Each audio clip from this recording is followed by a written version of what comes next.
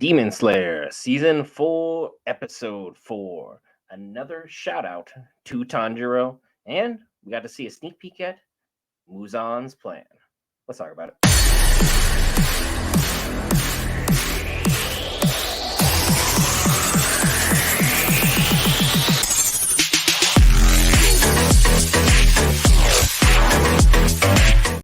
All right, guys, Brent here back for Geek Variants to cover all things Marvel, DC, Lord of the Rings, anime, gaming, Star Wars, and more. This time, Demon Slayer, the strongest of the Demon Slayer core. And I got to say, before we get this episode kicked off, Happy Father's Day to everyone in the United States who celebrates.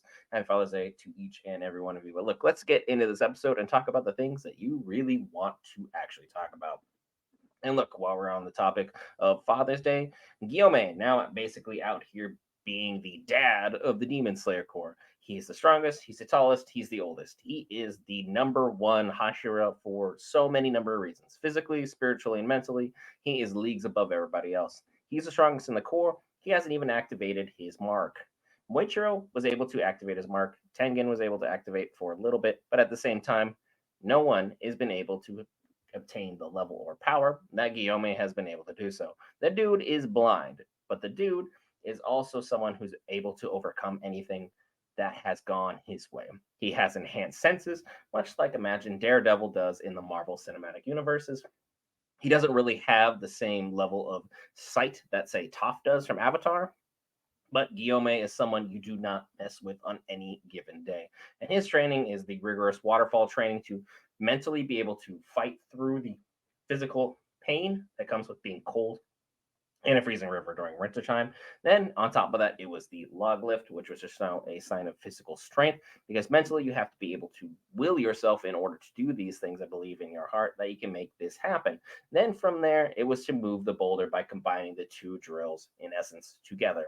Mentally, you were strong enough to think you were able to do so, and you were physically strong enough in order to do so.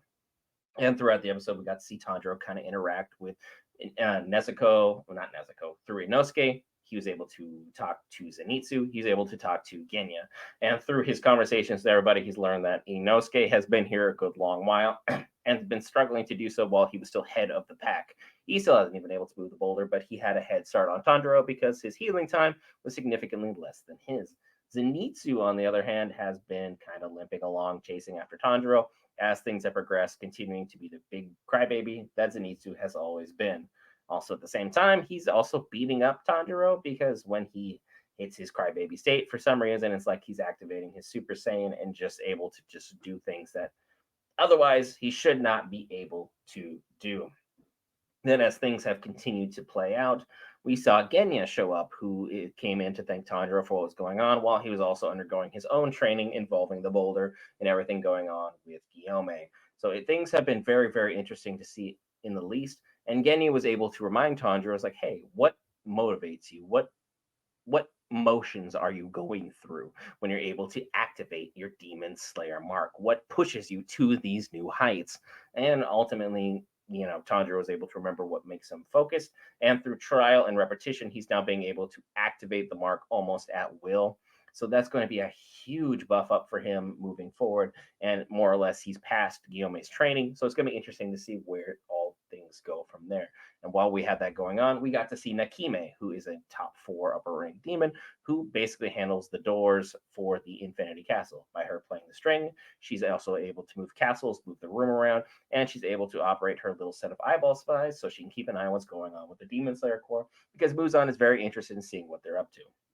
He wants to see what his old friend is truly scheming about at this time, because he's been able to locate 60% of the Demon Slayer Corps, but also hasn't been able to find Nezuko. So he is frantically searching for his cure so he can be able to step into the sunlight.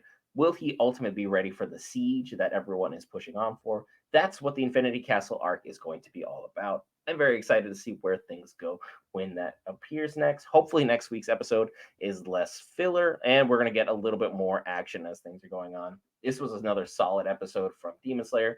We'll only have 2 episodes left before the finale, and then we can move on to the Infinity Castle. I've been Brent for Geek Variants. Be sure to hit that lovely red subscribe button, bottom right corner icon, or the red box below. Appreciate each and every one of you who has made this channel great. Later on today, we will see you for House of the Dragons live stream. Season 2's premiere will be on the channel. I'll see you there.